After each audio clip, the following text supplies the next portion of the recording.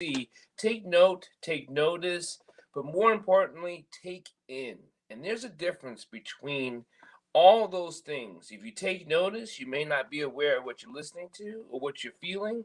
If you take in, you may accept something, but you don't understand it. So, with all that, do all three: be informed, be understood, and hopefully you'll be able to take an action. Because that's purposely why we visit with each other, why we commune, why we develop community, why we develop unity. There's some things that we just miss, and it's not because we don't want to miss, it's just because we don't share or commune with each other. And I'm so happy to bring on Dr. CJ Forrester and to have a commune with and have a unity with and have a conversation. Dr. CJ, welcome, brother. Honored to be here, and Barak unto you, which means blessings in our native tongue as Hebrew warriors and kings. My parents have been married an extremely long period of time, and with that being said, this year all goes well. They've been married 72 years and will be at the age of 92. And they're always were saying, know who you are. Right. Again, it would say biblical understanding that the oxen knew its master, but it said Israel know not who they are, and we are the Israelites of the Bible. Can't be disputed. It's never could ever be what we refer to as hidden anywhere with subliminal message, just saying that we're just Christians.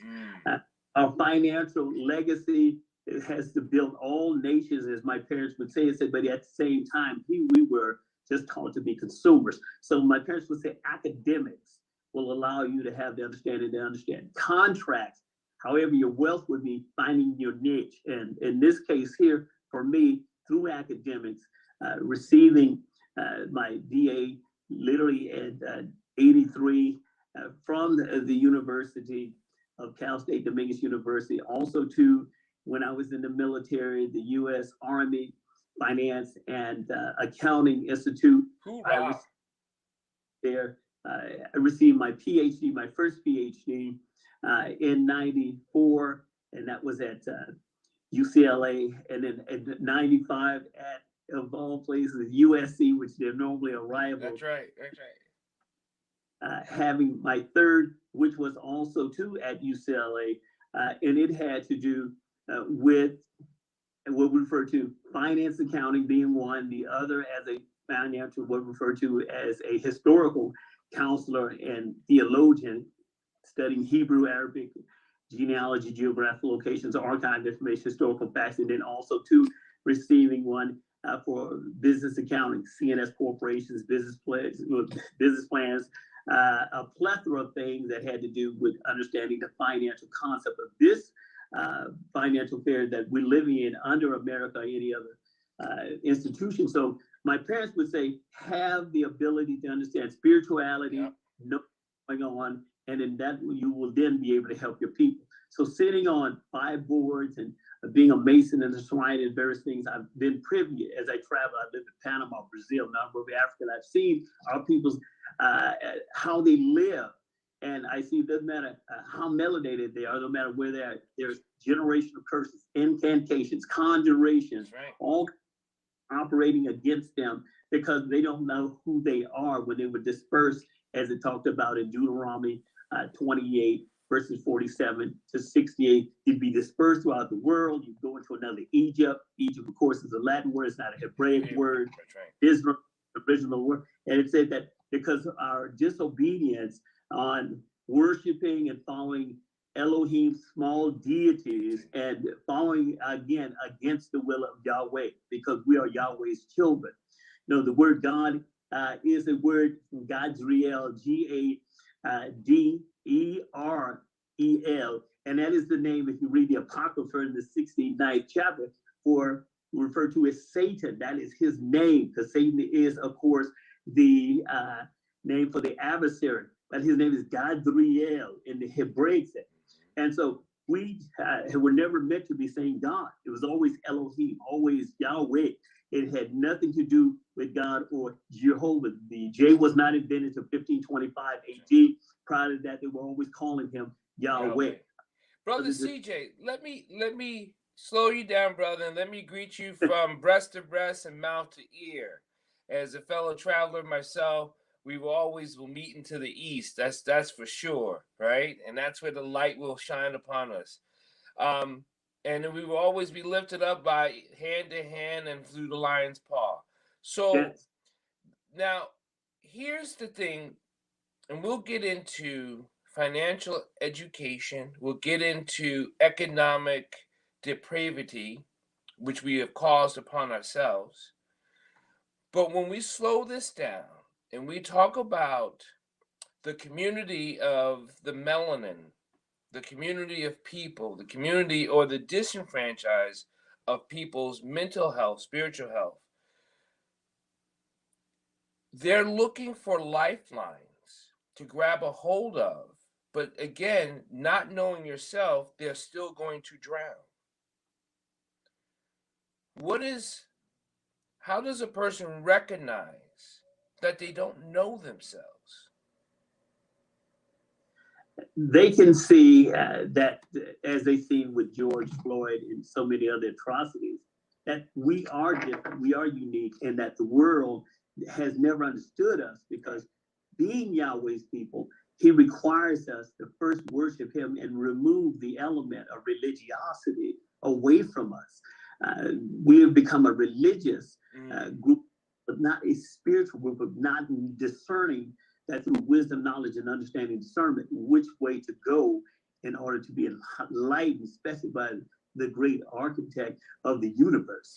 So that mindset. But here's the thing: if through being a captive from the captors, they purposely destroyed our spirituality and brought in the religion to keep us as working cattle. Yes. Because if we know who they are, it becomes a strength, and that's something that the captives could not, would not, and should not ever allow. Because you had over 30 different types of people brought over here in the Atlantic area, 30 different groups of 30, I mean, there's probably more. And not all language was the same, but they did have the one thing, and that was spirituality. Yes. And they removed that through types of reconditioning, we'll call it. But now we're trying to allow people to hear their ancestors, allow people to hear their spirituality, not through religion, but through their connection. Yes. And they're blocking it out by material and trauma. And they go hand in hand. I totally agree with you. I totally agree. Even when one looks at the financial issues that happen in our melanated brothers and sisters family, every month and a half, there's a pagan holiday. Yeah. Being the fact it's a pagan holiday, meaning it's not biblical in the first place, they've never. Then they find that the system says it's time to go and spend money that they don't have. Again, you have 72% of our people living in apartments. They don't live in a house. You're talking about a group of people spend between, it's estimated 140 to 145 billion to up to $560 billion in all kinds of ventures that they've spent money in that they don't even know exist. It's estimated that if we kept at least a tenth of that, that we would never be without being able to have a house or start businesses, or our children go into our own personal academic educational schools. We could begin to move forward. However, again, the system, however, has placed them in the mindset. They said it's Santa Claus time. You know, Yashir was born anywhere between the 29th of September and October the 10th. It has nothing to do with the 25th of December. No. We used to spring. If you talk about spring toward the time, or if you look at January, the biblical understanding of the new year always began in springtime. That's why bloom and everything. January was always the Nordic, or the Bible referred to the European descendants as the Edomite. That's right. His January, and it's during the dead of winter. He says, this is the new year. Again, everyone else knew New Year meant flowers, everything procreating after its own kind. Makes no sense at all. The fact that they have Valentine's Day where two men's heads were cut off and all that, these are the same Valentine's in it. What it has to do with giving flowers and candy has nothing to do. Again, it's all commercialized, no spirituality, and it keeps us in bondage if we maintain that. If we begin to remove ourselves from the pagan holidays, you'll find that our households will maintain more than enough money to start entrepreneurship, developing businesses, having. But here's the thing: it's more of a very few. And when we're talking about very few, well, we have 350 million people in the United States. There's 7 billion people worldwide. The melanin people make up over 70% of that, right? Now, let's just talk about here in these United States that is Eurocentric, Western derivatives of, right? The miseducation, it wasn't miseducation, it was purposeful to have its own direction. And so when we tell people, if you're not reading, and I'm not just talking about comic books and things like that, if you're not researching and studying, you're still being consumed by the captor. You're still being in bondage by the things you don't know and the things you don't even question. And that's something people are still struggling through their video games, and I'm a sports fan, but I don't get consumed by it. I understand. But people are so consumed by their woes, their fears, their traumas, and what they believe they should have or don't have. Now, before we get going, and you think about that, and I do, because it is live, and I am in Maryland, and recently, today, this morning, an apartment building exploded. There are several people without homes right now. I want to send my prayers out to all the people that was working on that disaster, all the volunteers that we mobilized to get out there. I'm on the board of the Red Cross in this county. So disasters happens in this place, that place, and around the world. But it's the service and sacrifice of humanity when we serve the other that is the most high in praise. And I want to verbally, publicly praise those people right now and saying thank you. And please pray for those people. Because so often we get stuck in going back to what we don't have, what we want, and yet we're still enslaved with that mentality of fear and trauma. We want to get people out of that. I second that motion in reference to the prayer that you've eloquently shared for people to go ahead and to launch, because Yahweh will hear, and He does hear, and prior to our prayers on what our needs are, especially when it comes to catastrophe and issues, crises, and dilemmas and problems of life. So you hear on reference to that, because again, no one wants to go through that, especially during a pandemic, right, and going up and et cetera, et cetera. So yes, my prayers go on with you concerning that, dear brother. How we know we need to re-educate, but here's the thing: we're not re-educating, we're reconditioning, and that's a difference. Because until we recondition you, you're unable to be educated.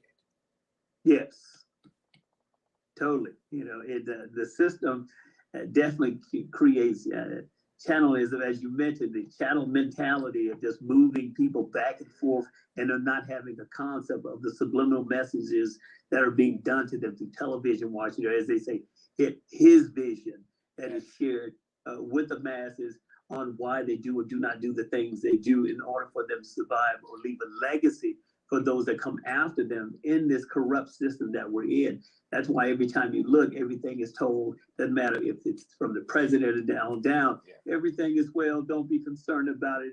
It's going to get better. No, it can't get better. The system has to totally change. When I say that, meaning even to go ahead and get people working and to get the businesses where they're hiring at a massively level of high academics and along with manual workers.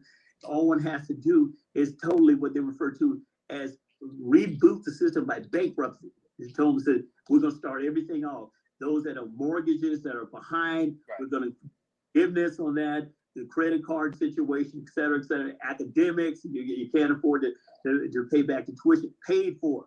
And then began to, again, to go ahead and develop a currency that works, because the dollar isn't worth the paper it's printed on, literally. No. That's why it's called fiat. Right. Phony. It is phony. Then it has to psychologically have a value in order for people to even trust it. But America's been bankrupt, my estimation, since the 1970s. Because even I am in California, but in Los Angeles, the two twin towers there and are not owned they're owned by the Saudi. Or from the word Saudi means Black Arabians. You have the Asian millionaires and billionaires that own those areas. So America is in bankrupt status and has been there for years. And if anybody really began to share that at a massive level, they'll realize they don't have any money in the bank, and there's no money in gold at Fort Knox. That thing was sold years ago. So I'm saying that to say that they need to go ahead and restump the system, get rid of all the debt factor. Also to Bitcoin, they thought it was going to come and go. It's making millionaires. It still is electronic. I don't trust it anymore, not do anything else. But I can definitely tell you, that's why you find so many people gravitating towards Bitcoin, because they see that the dollar doesn't have anything, and stock markets is just too volatile. Well, so in El Salvador, they tried to lift up the whole country do Bitcoin. Yeah. Right? Yes. The president acknowledged, like, this is what our currency is going to be. But here's the thing. When it comes to Black communities, specifically, the melanin people, they're so used to trading their hard work for value. And not valuing who they are first. Well said, Dr. Dyer, well said. How do we get them out of the cattle? They still thinking they're pulling ox carts. That is true. We need to get our own schools and our own conferences sharing with the churches on how to elaborate on what we need to do. Because again, a simulation isn't working for us. It never had. No. It never.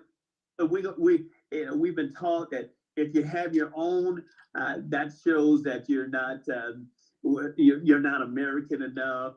You're forgetting about the late Martin Luther King. The late Martin Luther King made a statement too. He realized that later on, prior to his death, that's right.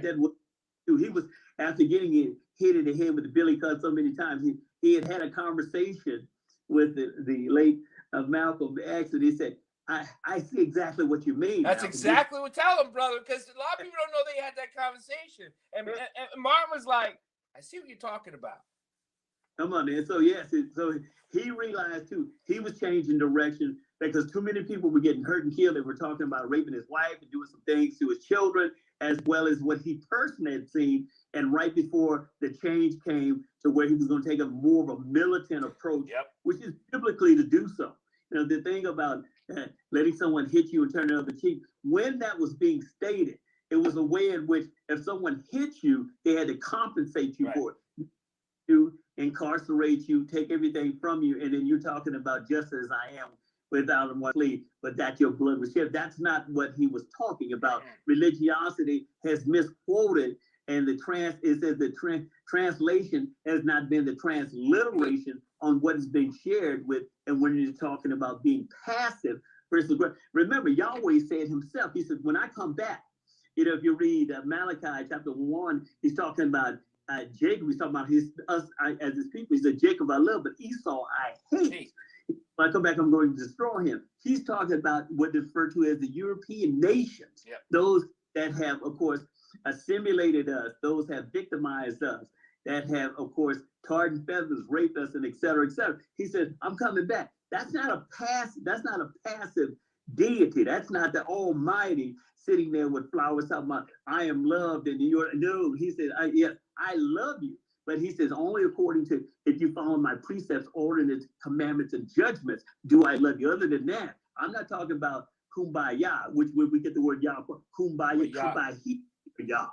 Come by here. He said, when I come by, he said, if you don't have your sword and be taking care of business, and I'm talking about like the men taking care of their families as Hebrew men, our Hebrew beautiful women taking care of praying and interceding for the men, the children being disobedient through academics, through education, through spirituality and not religiosity.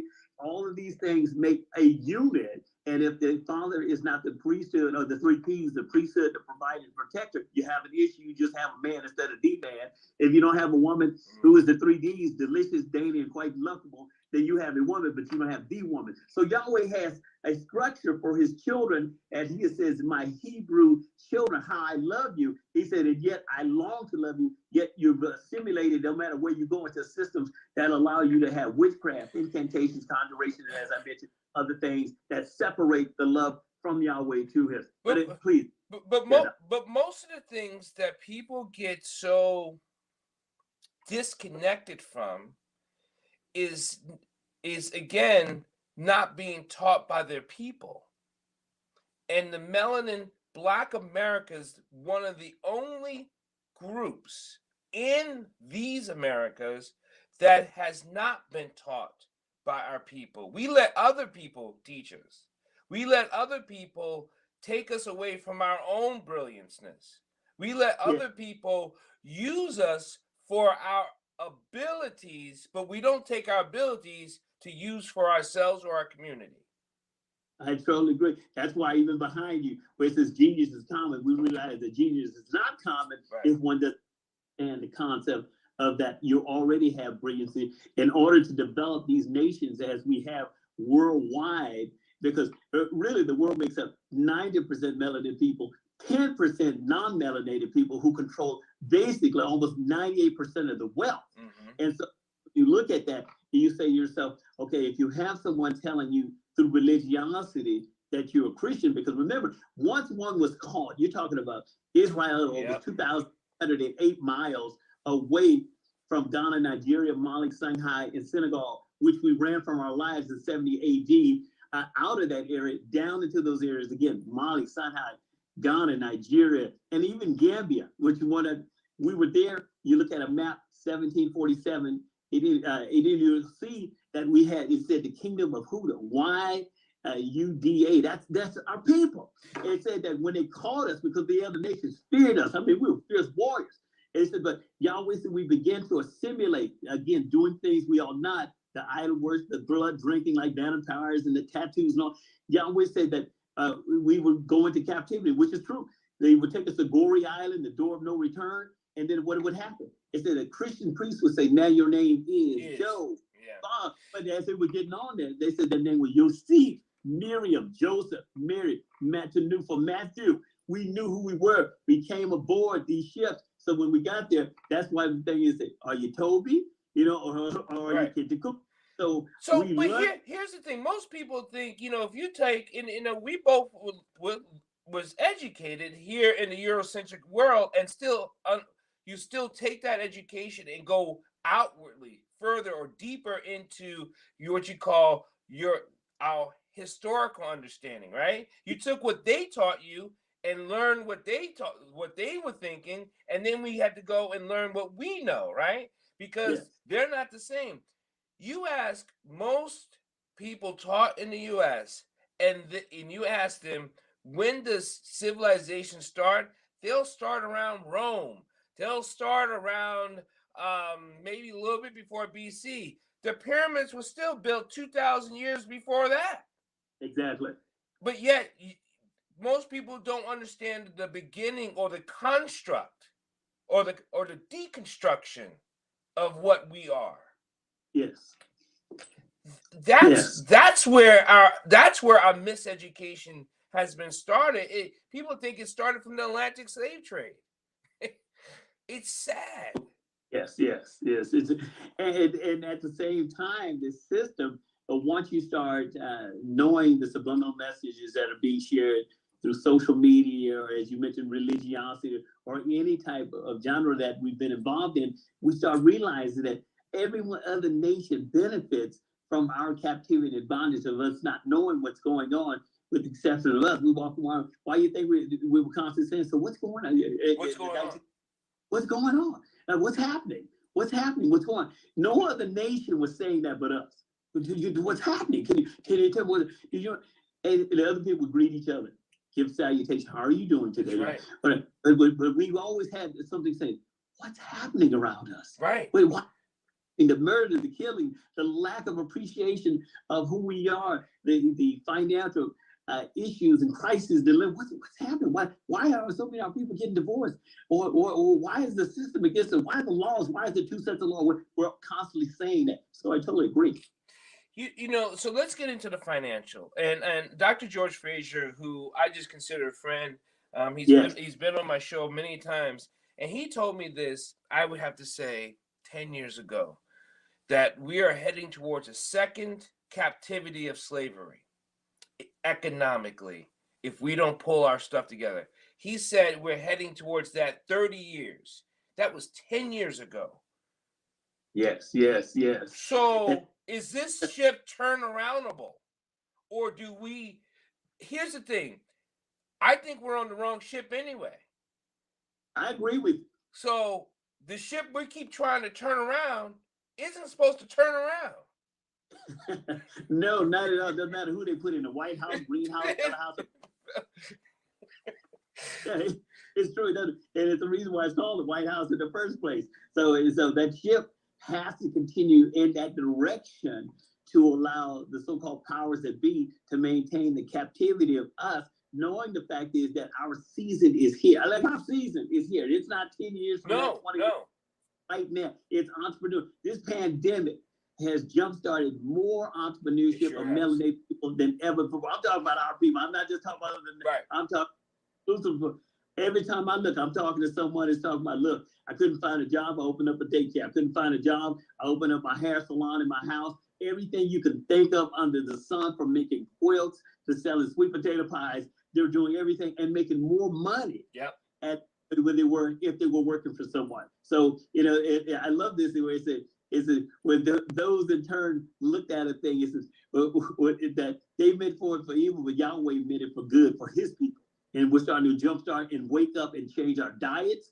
And we're starting to understand the concept of relationship building. When I say that, looking for a queen, having a king in your life, and not just having people. Our children understand that you need to have that strong, powerful, melanated king in there to regulate. Again, I told you, precept, provider, protector. The children look and yearn for that leadership, and so things that beautiful black queen, that melanated woman who's been praying and interceding and wanting to have the best. She has it when everything is kingdom alignment, by starting off by having him educated and knowing what's going on in every facet of his life around him.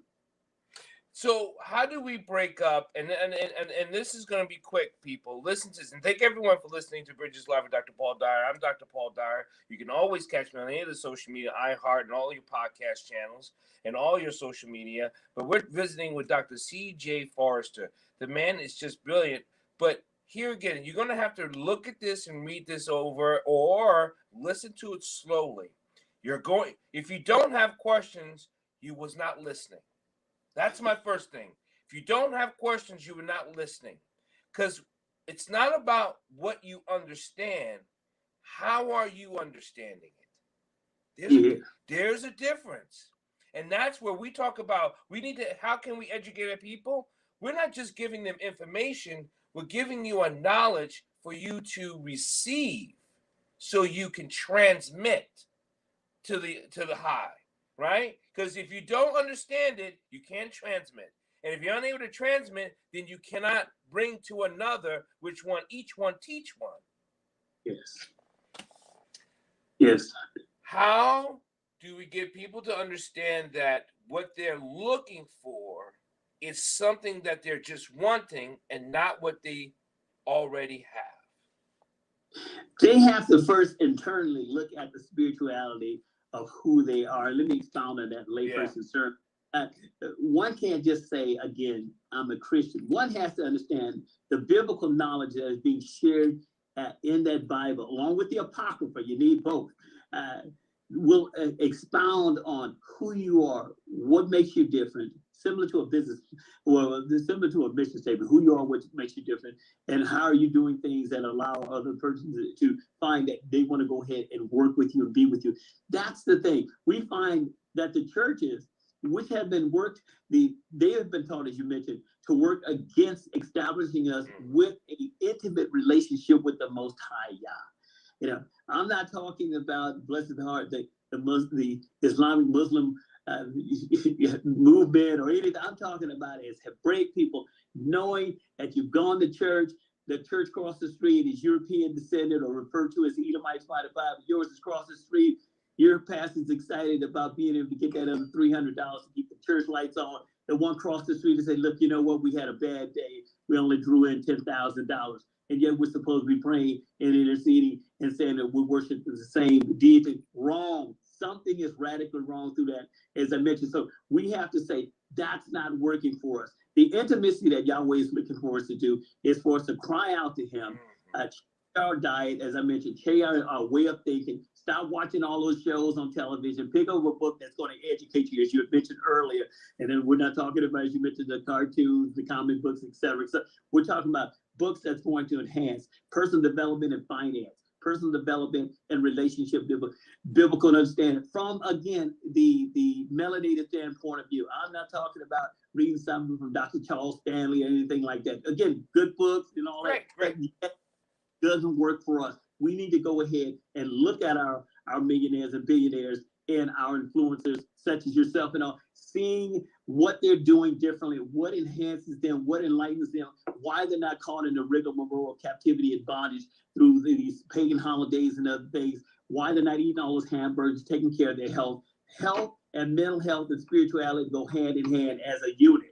And when they have that unison thing going on, no one can deceive you. No one's going to come in there and share with you about political agendas that's going to work against you. Or the fact is that the separatism, because there's two different laws, that you'll be able to move through this matrix and be successful and get someone else to be, how would one say, now coming out of that, because you had mentioned, how do you get these people to do that? They need to wake up from the matrix. And the matrix is, just like the movie illustrated there, it's a system where people don't know what's happening, and they don't mentally, physically, spiritually, financially, ethically, and morally. They'll be able to have sound mind. The mind is the emotion, thought, and will. The brain is an instrument to be proactive. And once they get the cerebral going, spirituality through Yahweh is going to minister to them. They're going to get to the next level. And that's where I was just about you brought your bridges. This is beautiful, because when people are not getting the information they want, they start to calcify the pineal gland, right?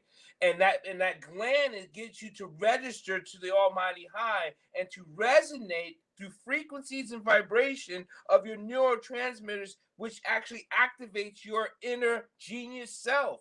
The things you're not learning is calcifying your pineal gland, right? It is calcifying it. It is frozen. All the music you think you're listening to, that you're bopping to, is calcifying your relationship to the ultimate high. I totally agree. I could never understand how you can relate a woman to shorty. You know, hey, shorty, okay. I call a 6'2" woman shorty. You're hey, shorty. So that doesn't make any sense. Or the woman who says, look, you know, I love the basketball genius of the ingenuity of a person to have an athleticism. I told him, I said, that's all fine and well. But can he put a basketball in the spirituality? If he wants genius is common, it equates to having Yahweh's knowledge. You know, he that lacks wisdom, let him ask, that Yahweh will grant him that. And too many of us don't have a problem being common, but we have to understand common sense is not common. Right. Because it's not. You know, genius becomes common if we have common sense. So the spirituality of looking at what it is as a young man. I know for me, at 12 years old, I wrote down everything I was going to accomplish by the time I was 21. I did it. Wow. I did, yeah. And so I was able to do it because I had a plan. You know, you go in my room, I had scriptures everywhere. I had academic levels that I was going to go ahead and ascertain. I knew what I wanted to do physically. I had this thing about watching Popeye eating the spinach.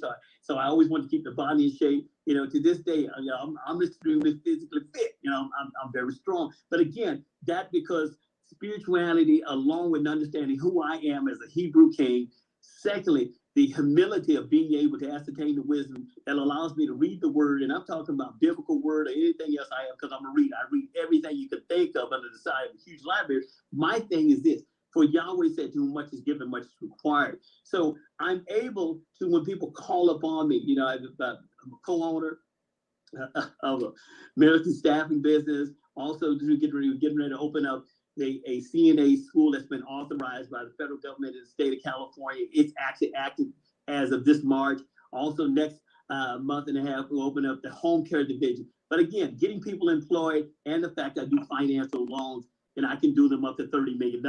So having different genres to be able to assist entrepreneurs with business plans, proposals, grants, HR sourcing, payroll registration, again, funding, a genre of things, financial plethora of things, allows our people to not walk around talking about, hey, look, I know McDonald's is hiring in Walmart, get that $15 now. And again, if that's all they can do, great. But let's wake up that we can own the business and do some hiring ourselves. But we can also own it's not, even if you don't own the business, you can work for another person that is part of your community and still make the $15. Yes, then that's what I was saying. Let's go ahead and have the businesses and all those where we can hire our own people, create our own financial legacy, do their wealth building, and then constantly educate them. I had one of the dear ladies was talking to me about working with their organization. They're going to have something going on in the healthcare field. And she called me and I told her, I said, look, I have something for your son. He's 18 years old. One has to do with fiscal spending. It's a 12-month calendar thing, really nice book for youth. And the other is called it's called the 10-month millionaires. Excellent book for youth. They can apply that, because I'm always telling the youth, you can have yours now. You don't have to wait till you're 65 and talk about retire. You can help your loved ones. You can help your family by starting that ingenuity, creativity that you and I talked about earlier, where you said, where you take your brilliance somewhere else. You establish those companies with your insightfulness, your discernment, your wisdom, your cost-cutting ability, your analysis, and then all of a sudden they pay you that $30,000, $40,000, $50,000 a year, but they're making millions off of your back. So before we take off, and we're going to have you come back again and again, because this is something that needs to be beaten like a drum. And here's the thing, the difference between beaten into you and beaten like a drum. That rhythm will start to developing your rhythm. It's not a rhythm, it develops your rhythm. And as we beat this drum, your rhythm will start to come. I promise you. So the second thing, we stop rhythms and the rhythm of what we are internally by our own fears. Let's give people one idea how to break that fear just a little bit, so maybe they can start hearing that drum beat. What they could do is they can look at the family member that has the ingenuity, creativity of, it could be the pies, it could be the fact that they want to open up a daycare or something like that. You get 4 family members that make about $25,000 or more. You collectively bring them together. They create a financial, I refer to a family trust bank. They then create a corporation to incorporate that entity, that ingenuity of a business together. Again, it could be daycare, it could be mama's pies, whatever the situation would be.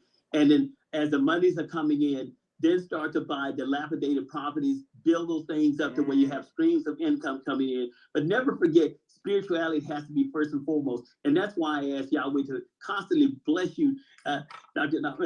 Dyers, with good health, good life, with ingenuity, with peace, with your loved ones, to continue to grow in the audience, that each one of them that's listening today, that they'll be blessed by Yahweh, removing everything unclean and godly and natural that is trying to delay and hinder their blessings. We luo, which means in Greek right now, to loose here everything that has held them in captivity and free them up with the fine blessings of good health and a good demeanor and disposition and clarity of mind, which is emotion, thought, and will, in Yahshua's name and Yahweh's name.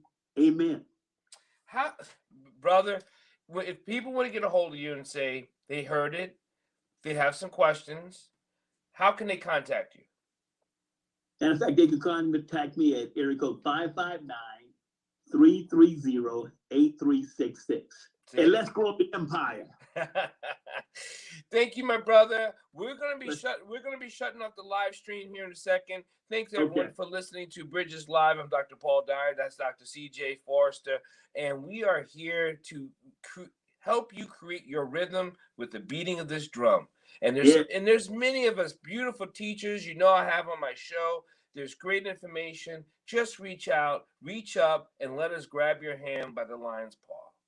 Amen. Transcend those curses and let the blessings of Yahweh shower you into where you can continue to be blessings to someone else. And in doing so, we can free ourselves from this system and start another thing called what? Building our empire. That's right. God bless you, brother. Yeah. Bye-bye.